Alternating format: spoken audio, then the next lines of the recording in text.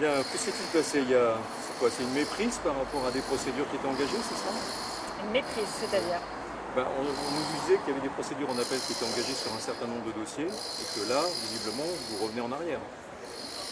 En effet, donc mépriser le bon mot dans ce sens-là, en effet, il y a une suspension de tous ces appels devant le statut de mineur qui est levé, qui n'avait pas raison d'être en effet, sur ces jeunes-là.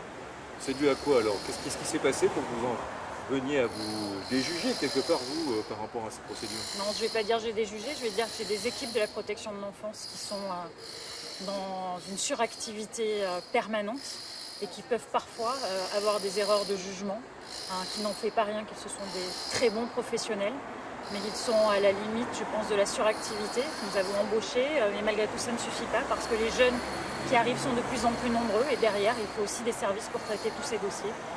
Et un moment d'une absence pour une maladie peut parfois amener à des erreurs de jugement. Il y a quand même eu des ordonnances de placement. Le fait d'aller en appel, c'est quelque chose de rare. Je ne sais pas si ça s'est déjà produit sur ce type de dossier, non? Ça s'est déjà produit, ça de façon très homéopathique, sur des dossiers très spécifiques, où il y a une présomption de non-minorité forte par nos services et qui préfèrent le faire rejuger, parce que l'intérêt, c'est de ne faire surtout pas rentrer des adultes dans la protection de l'enfance et bien laisser cet endroit pour des mineurs accompagnés et non pas pour des adultes qui cherchent de la protection mais dont ce n'est pas la place.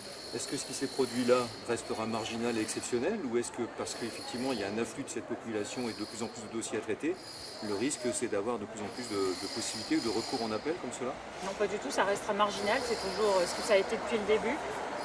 Aujourd'hui, nous avons vu en effet cette erreur de jugement qui a été grâce à un travail que nous avons depuis longtemps maintenant avec le collectif AMIE, nous a avertis, quand ils m'ont averti, et ont averti le président, nous avons évidemment été vérifiés et prenons notre part et n'avons pas peur de reculer quand il y a une erreur humaine qui se produit.